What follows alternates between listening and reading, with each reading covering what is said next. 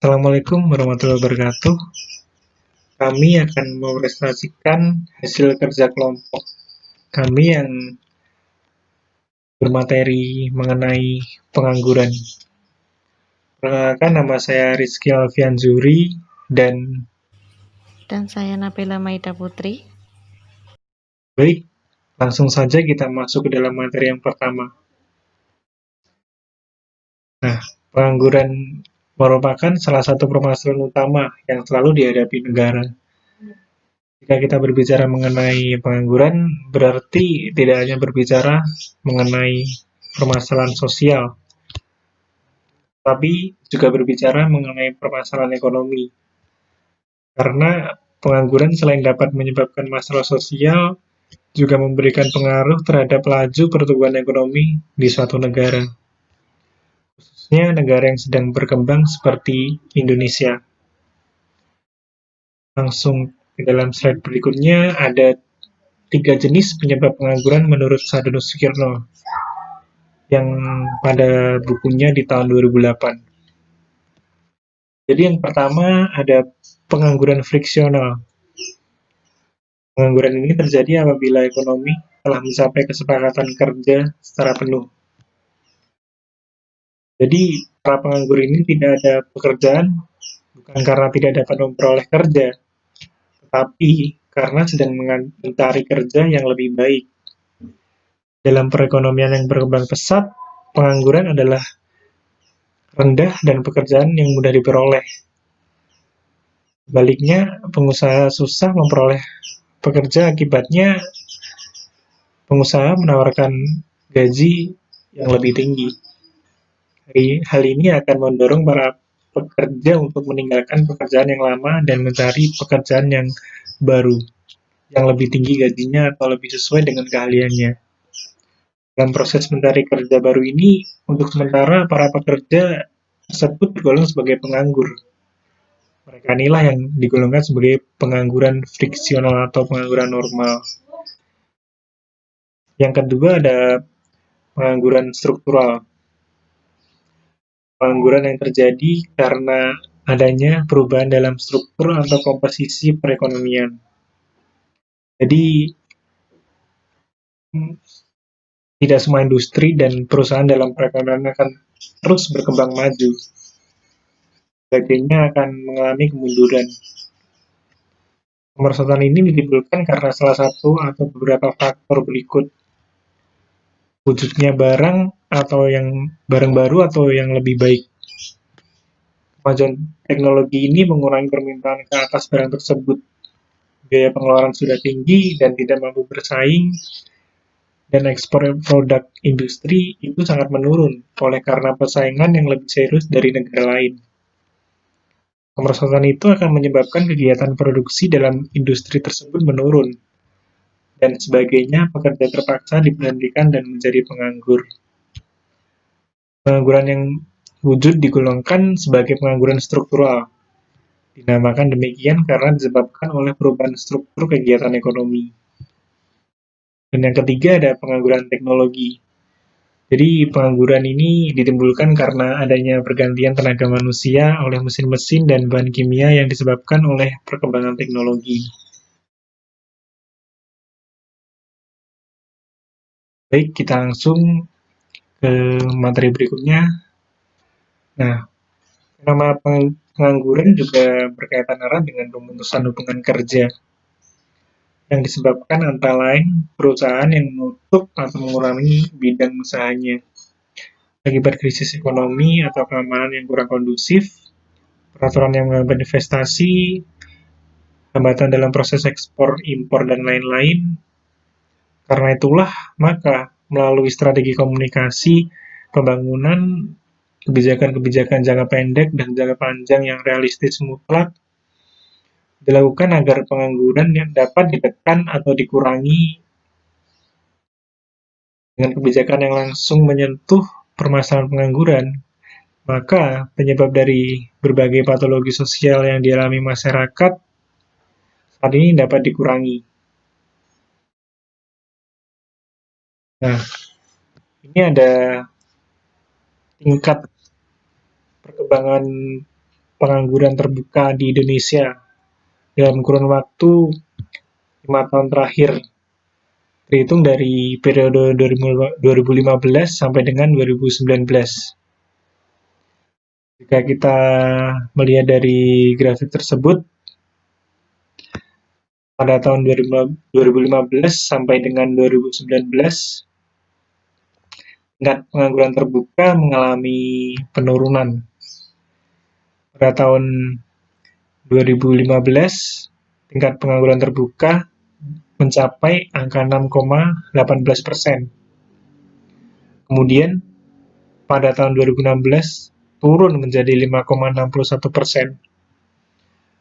Dan pada tahun 2017, turun lagi menjadi 5,50%.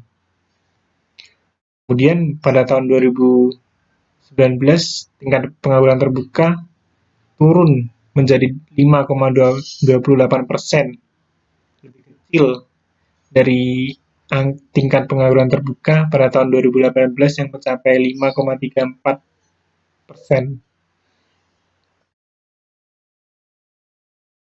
Penurunan tingkat pengangguran terbuka ini terjadi karena jumlah angkatan kerja per Agustus 2019 naik dari 131,1 juta orang menjadi 133,56 juta orang.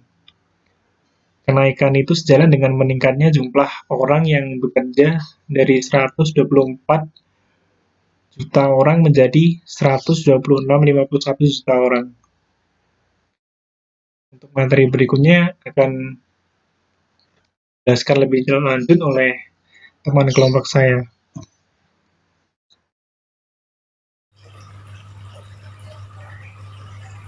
Baik, seperti yang dijelaskan oleh Mas Rizky tadi, bahwa pengangguran adalah masalah utama di setiap negara.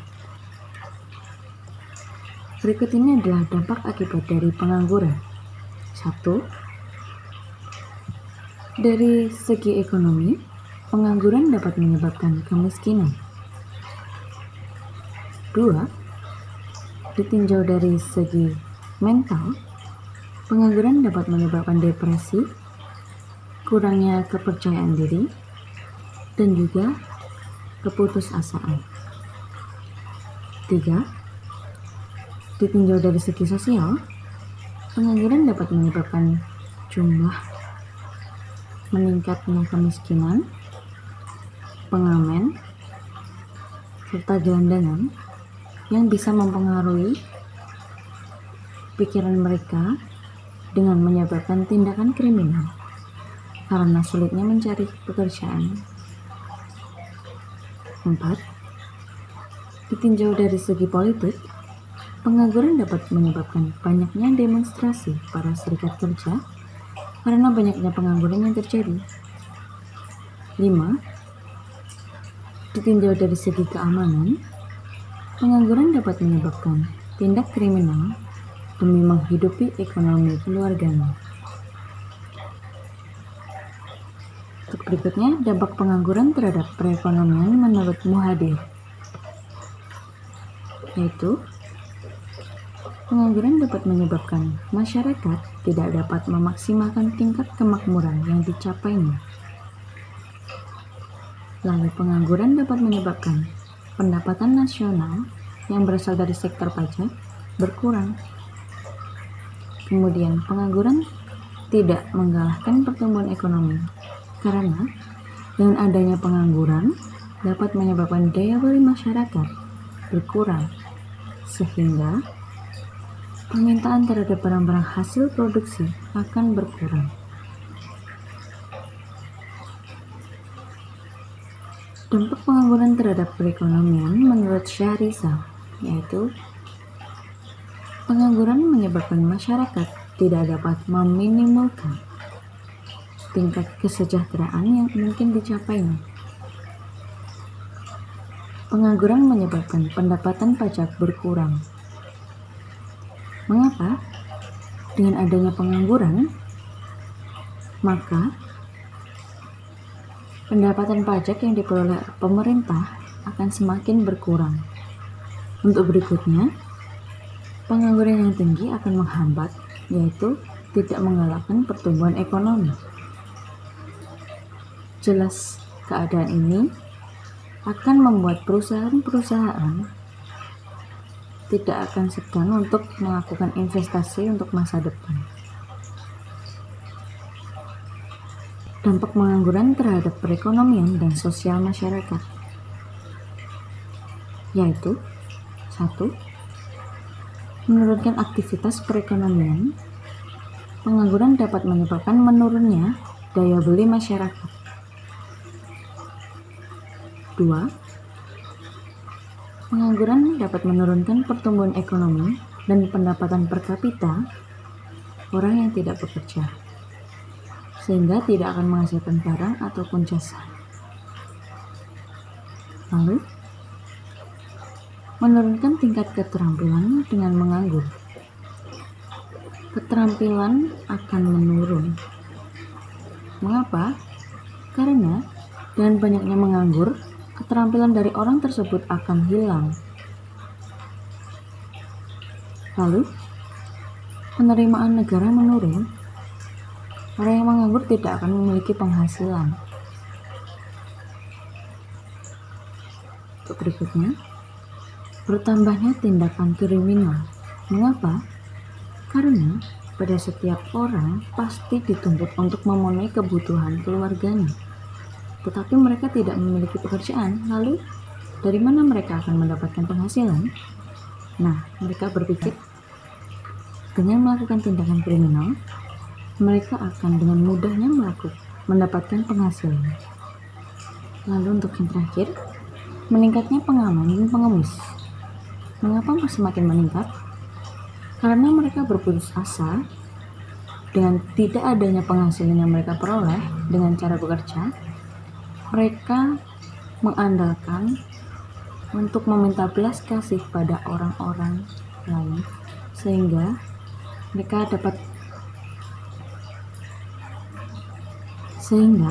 mereka mendapatkan penghasilan dari belas kasihan orang lain. Untuk selanjutnya, kebijakan pemerintah terkait masalah pengangguran menurut Puput Haryanto, yaitu 1. Kebijakan fiskal. Apa itu kebijakan fiskal? Kebijakan fiskal adalah kebijakan yang dilakukan dengan cara mengubah penerimaan dan pengeluaran negara. Lalu untuk selanjutnya, kebijakan moneter. Apa itu kebijakan moneter? Kebijakan moneter adalah kebijakan yang diambil oleh Bank Sentral untuk mengendalikan jumlah uang beredar di masyarakat. Lalu, kebijakan pendapatan. Apa itu kebijakan pendapatan? Kebijakan pendapatan adalah kebijakan yang dilakukan oleh pemerintah untuk mempengaruhi atau mengendalikan tingkat kenaikan harga-harga dan bentuk pendapatan lainnya. Kebijakan ekonomi internasional. Apa itu kebijakan internasional?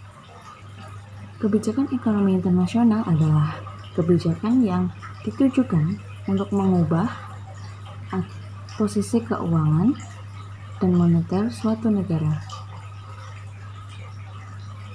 Lalu, apa solusi untuk pengangguran di negara ini?